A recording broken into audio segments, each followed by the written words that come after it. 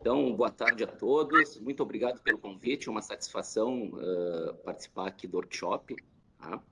Eu preparei uma apresentação um pouco diferente, né, do que os colegas têm apresentado aqui, porque eu não foquei num trabalho específico. Eu mais ou menos quis fazer um apanhado do que tem sido feito aqui na universidade sobre assimilação de dados, né? E então, eu não me aprofundei em nenhum trabalho e eu vou fazer um overview sobre o que eu tenho feito. Né? Eu acredito que esse momento seja um momento interessante para os coordenadores do projeto identificarem em que parte do sistema cada colaborador pode efetivamente colaborar. Tá? Então, eu acho que a maioria nós nos conhecemos, né? O grupo de assimilação é bastante pequeno, é pequeno no Brasil. Então, meu nome é Fabrício, hoje eu sou professor aqui no FEPEL, mas eu passei 10 anos aí pelo INPE. Tá? Então, de 97 a 99, eu estudei inicialização por filtro digital, tá? Com modelo japonês, o meu orientador na época, o professor Valdir Inocentini, e o objetivo era filtrar ondas de gravidade no modelo de área limitada. O Aravec hoje vai apresentar um trabalho sobre isso. Entre 2000 e 2004, né, eu acabei trabalhando no LAC, fiz doutorado no LAC com o Dr. Haroldo, e lá a gente usava Toy Models para implementar, testar uma nova técnica, uma proposta dele, que era a aplicação de inteligência artificial, especificamente redes neurais, em assimilação de dados. Tá? Depois eu fui para o IMET, onde eu estudei, implementei lá, fiz estudos do fio digital no modelo que se usava na época, que era o HRM, que é um modelo do Instituto Alemão de Meteorologia, e se usava um método de assimilação muito parecido com o PSAS, aí, que o pessoal usava no CPTEC, que se chamavam de LAPS. Tá?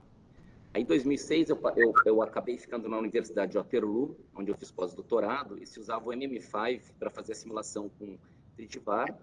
A minha parte era atmosfera, mas o objetivo lá do grupo era a simulação em modelos de poluição, de química.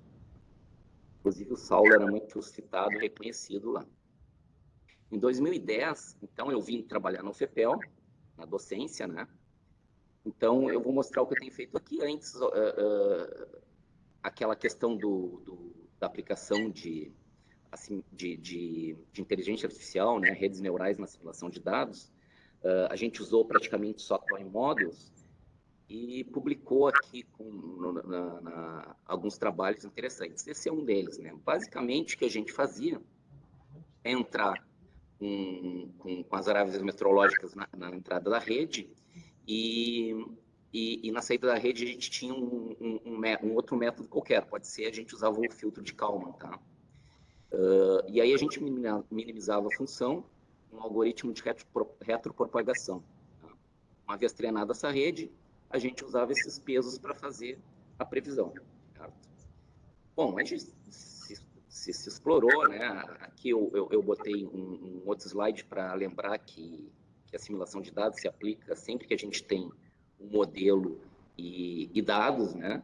Ou seja, não é restrito à meteorologia. Então, eu tinha um colega que trabalhava com clima espacial, embora não entendesse nada, ele entrou com um modelo e eu, com método de assimilação, a gente fez um trabalho que acabou tendo uma boa publicação. Mas, hoje em dia, na universidade, a gente tem entre as nossas atribuições, ensino, pesquisa, extensão e administração. Né? Então, eu tenho uma carga de administração, estou na segunda gestão de diretor aqui da faculdade, termino o ano que vem, né? Ainda bem, por isso que eu vou poder participar do projeto. E a gente, claro, participa de ensino e faz sua pesquisa. Mas aqui eu estou um pouco isolado. O bom é que eu sempre tenho a oportunidade de participar das bancas aí no CPTEC e interagir com os colegas. Então, acaba até que muitos dos pesquisadores do grupo de assimilação acabaram passando por mim aqui. Então, na faculdade, a gente tem curso de graduação de meteorologia e de mestrado. Mas eu participo do programa de pós-graduação da modelagem matemática, que fica no Instituto de Física e Matemática. Meu objetivo lá é que eu achava que teria condições de conseguir mais alunos, né? Amanhã eu participo de uma mesa redonda e a gente vai discutir um pouco da questão do impacto da pandemia, né, na universidade. A gente está tendo uma evasão muito grande. Mas na modelagem matemática foi muito interessante porque o curso aumentou de nota, a gente está propondo agora um doutorado, a submissão de proposta de doutorado.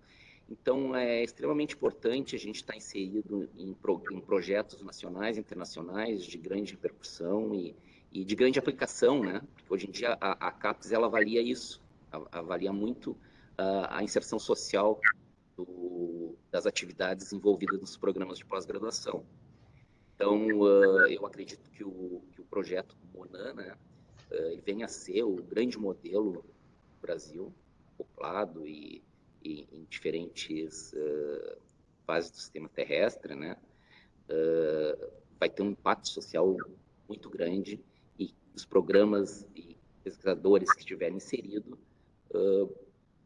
vão estar trabalhando no estado da arte e o que interessa realmente o país. Mas então, mostrando os cursos, né, da UFPEL de pós-graduação, a gente mudou, né, de 2013 para 2021, passando 2017, passaram cursos, a grande maioria dos cursos deixaram de ser nota 3 e 4, passaram a ser 4 e 5, né, com curso de nota 4, com nota 5, 6 e 7, inclusive. Bom, mas por que eu mostrei esse slide, que não tem nada a ver com a simulação? Eu mostrei porque a gente tem uma pressão por fazer trabalhos de qualidade e desenvolver os programas de pós-graduação. Mas eu aqui isolado, eu tive que traçar uma metodologia para mim, né? Bom, o que eu faço? Eu trabalho basicamente com dois sistemas, né? Um sistema conceitual, né, que a gente chama de toy model, né? Ou a gente pega o Agarrasa ou o Lorenz, basicamente uso bastante o Lorenz, e uso o WRF, né? O WRF GA, na verdade. Né?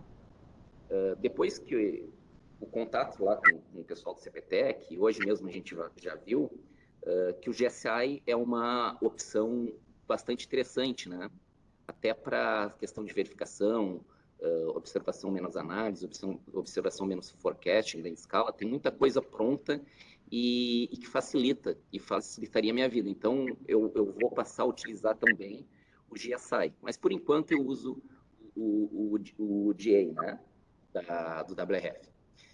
Bom, o interessante disso é que o Lorenz, né, basicamente, ele é utilizado pela simplicidade, são 3 equaçõezinhas, diferenciais parciais ordinárias, né? Tem uma estrutura simples, uma dinâmica não linear do sistema atmosférico.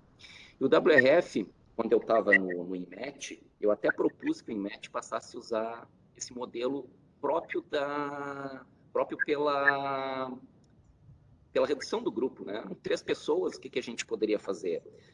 Participar usar um modelo que tivesse que não tivesse que fazer um grande desenvolvimento, né? Ou alguma coisa que a gente quisesse desenvolver, participaria do grupo desenvolvedor do modelo, né? Se candidataria na verdade.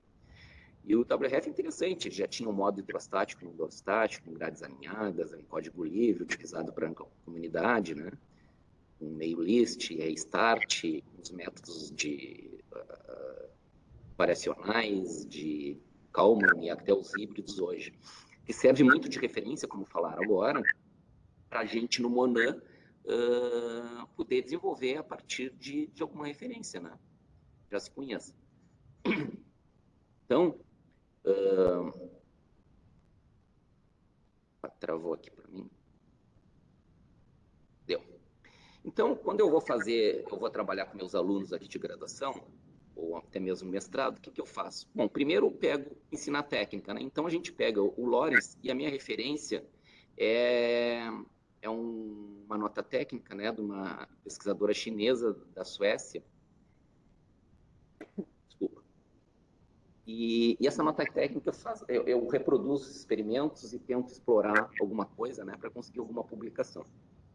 Depois de aprendido essa matemática e implementação, a gente passa para o WRFDA, onde a gente basicamente explora um sistema meteorológico, sinótico a maioria das vezes, e o impacto de algum método, de algum sensor, de algum satélite.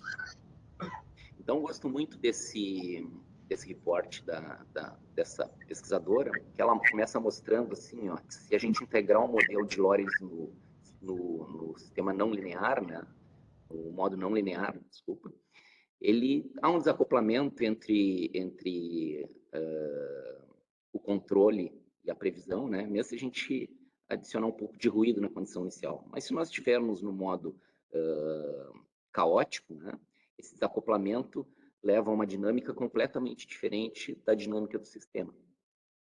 Bom, aí a gente passa a explorar, né, esse tipo de coisa.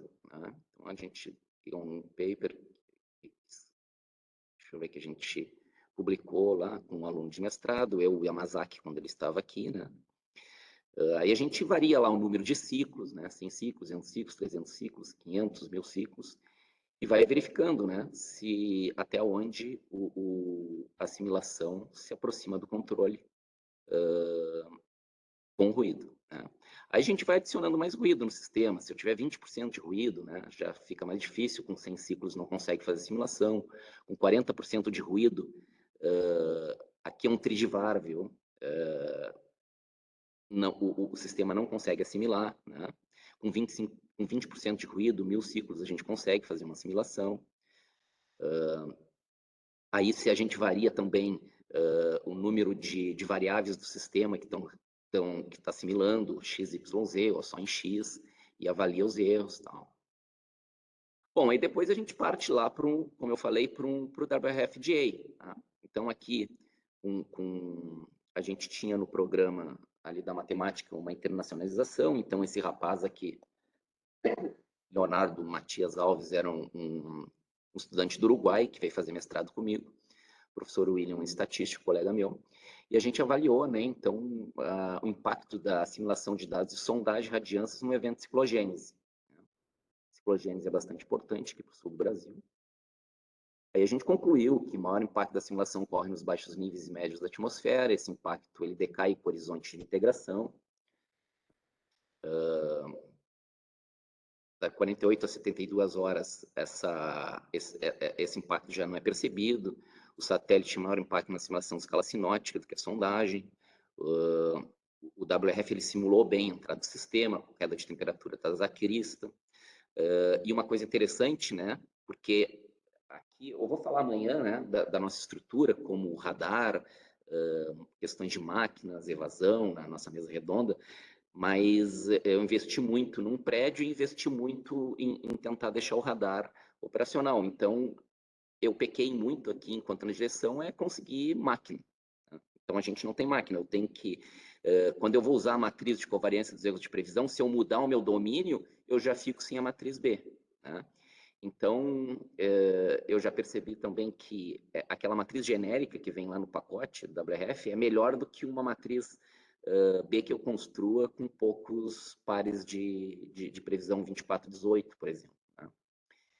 Bom, aí outro estudo para a região sul do Brasil, né, que a gente fez no caso de precipitação, né, a gente viu que os prognósticos de perfis verticais, tanto de temperatura do ar como temperatura do ponto de orvalho, mostram que a simulação de dados produziu previsões com estrutura térmica e úmidas verticais mais realísticas do que o caso sem assimilação. A gente peca também aqui, fazendo uma autocrítica na parte de verificação, né? Mas essa é uma coisa que a gente tem que melhorar. Bom, aí a gente explora também filtro digital no modelo WRF, né? A gente sabe que inicialização é uma componente importante do ciclo de assimilação. O Aravec vai falar sobre isso mais tarde, eu vou pular aqui. Eu já estou quase no meu limite, né?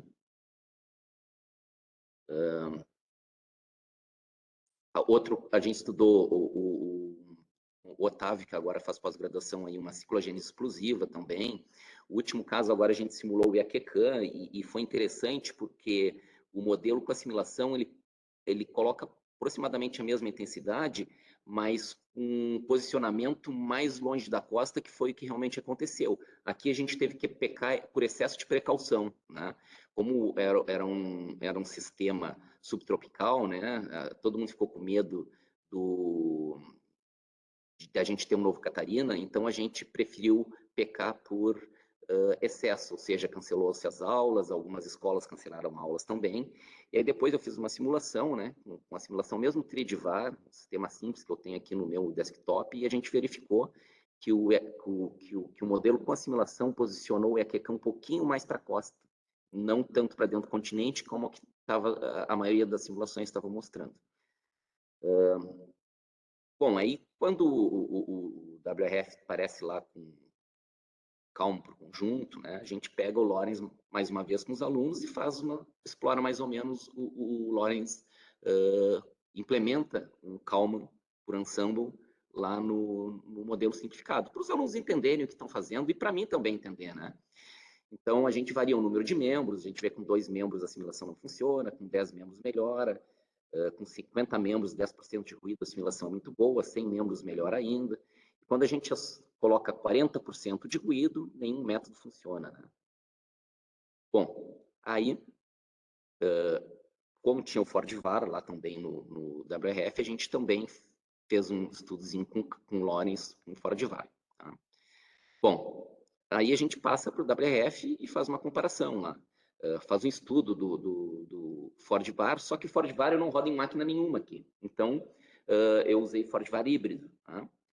E, bom, o Ford-Var híbrido tem a vantagem de permitir a atualização da matriz de covariância dos erros de previsão, sem um cálculo explícito dos erros, né? Conforme a deviração teórica do Kalman e suas aplicações. A gente também evita o cálculo do trabalho custoso, né, que é um modelo adjunto tangente linear, que tem no Ford-Var, e a gente obteve bons resultados. Eu estou explorando o tempo aqui.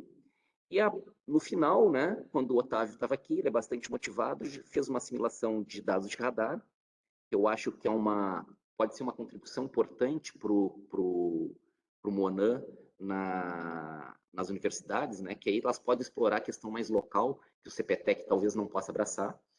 Então, só que vocês viram, eu faço muita coisa e não me aprofundo muito, né? Isso me prejudica, porque os alunos entram e saem muito rápido, né? Mas eu acho que agora, com o doutorado no programa que eu participo e com a cooperação no projeto, eu vou conseguir melhorar isso aí. Eu já estourei meu tempo, né? Isso eu vou ficar à disposição.